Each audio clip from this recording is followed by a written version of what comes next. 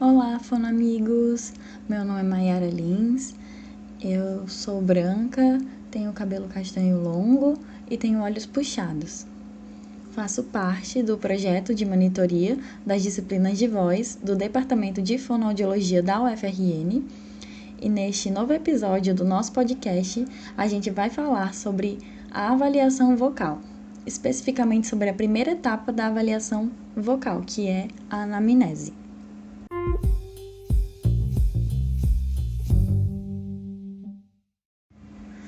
A avaliação vocal é composta por uma série de procedimentos, que visam compreender o comportamento comunicativo e os fatores que podem influenciar a existência de uma possível alteração vocal. Então, nesse sentido, os objetivos da avaliação vocal se encontram em esclarecer a causa do problema, descrever a função da voz e o comportamento comunicativo e determinar a intensidade e o prognóstico. A avaliação da voz compreende a avaliação fonoaudiológica e a avaliação otorrinolaringológica, que são complementares. Então, nesse sentido, não é possível executar uma avaliação completa da voz se a gente desconhece o funcionamento da laringe ou a existência de uma lesão em prega vocal. Por esse motivo, os exames de imagem realizados pelo otorrinolaringologista nos fornecem informações importantes acerca do estado das estruturas laríngeas. A avaliação fonoaudiológica da voz, por sua vez, é composta por muitos procedimentos.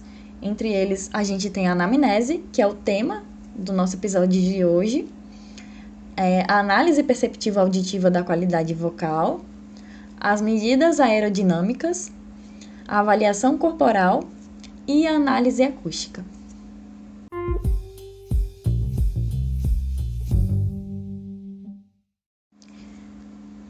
A primeira parte realizada no protocolo de avaliação vocal é a anamnese, que representa a entrevista inicial feita com o paciente.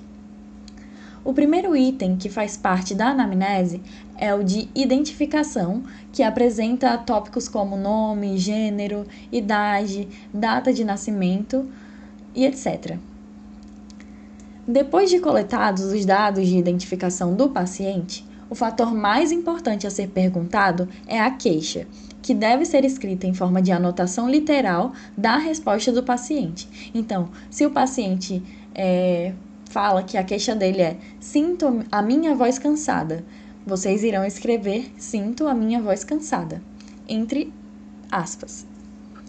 Não devemos escrever, nesse sentido, as nossas impressões sobre a fala do paciente, mas sim exatamente o que foi falado por ele. Isto porque este tipo de informação tem a capacidade de trazer a forma como o indivíduo entende o seu próprio problema naquele momento. Na anamnese, deve ser descrita também a história pregressa da queixa do paciente, com o objetivo de investigar aspectos como a duração, ou seja, há quanto tempo existe essa queixa. Verificar também se o aparecimento dessa queixa foi súbito ou se foi progressivo, verificar a existência de períodos de piora e melhora, além dos fatores associados, né? Ou seja, existe algo além do que foi conversado, que o paciente percebe estar associado a essa queixa. É importante também verificar quem percebeu o problema e ainda as atitudes tomadas diante do problema. Posteriormente, tratamos de sintomas sensoriais, auditivos e visuais.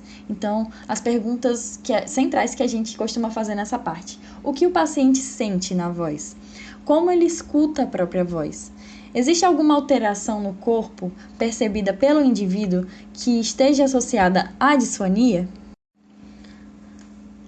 Com relação aos sintomas sensoriais, os possíveis relatos estão associados à sensação de secreção, né? Por exemplo, a sensação de bolo na garganta, a sensação de aperto na garganta, tosse produtiva e não produtiva, e até o pigarro se enquadra nesse tópico. Com relação às questões auditivas, é feita ao paciente uma questão voltada à autoimagem vocal, Então, o paciente gosta da própria voz? Como ele a escuta? Como ele descreve essa voz? Nessa parte do protocolo, os possíveis relatos associados aos sintomas auditivos são, por exemplo, como a voz é descrita pelo paciente. É uma voz aguda, é uma voz grave, uma voz rouca? O paciente sente dificuldade para atingir agudo? Ou ele apresenta falhas na voz? Com relação aos sintomas visuais, os possíveis relatos estão associados à visualização da saliência de músculos ou veias no pescoço durante a fonação e ainda da postura habitual do paciente.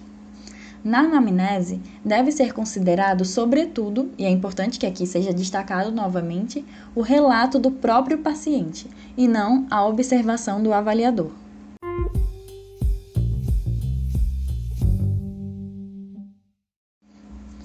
Após a realização desta investigação complementar relacionada à queixa, são feitos questionamentos acerca dos dados de saúde geral, atual e pregressa. Nessa perspectiva, é perguntado ao paciente se ele tem algum problema de saúde, se está sendo submetido a algum tipo de tratamento de saúde, e se ele está, qual é o tipo de tratamento que ele faz, quais profissionais da saúde o acompanham e quais os medicamentos que ele usa. Assim, são levantados aspectos de saúde geral que tenham relação com a disfonia.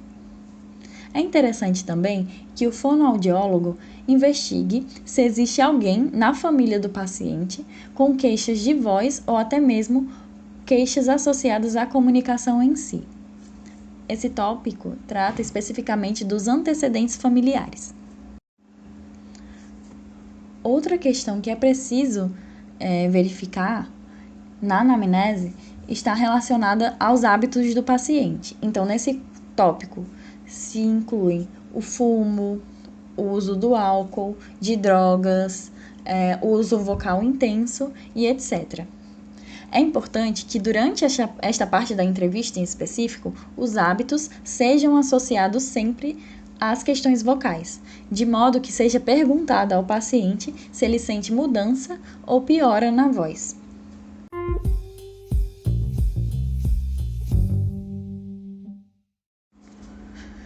Este episódio vai ficando por aqui, então. Eu espero que vocês tenham conseguido revisar um pouquinho sobre a avaliação vocal, né, a anamnese em si.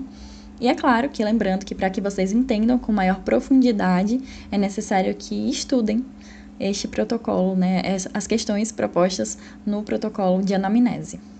Então é isso. Até mais, fonoamigos!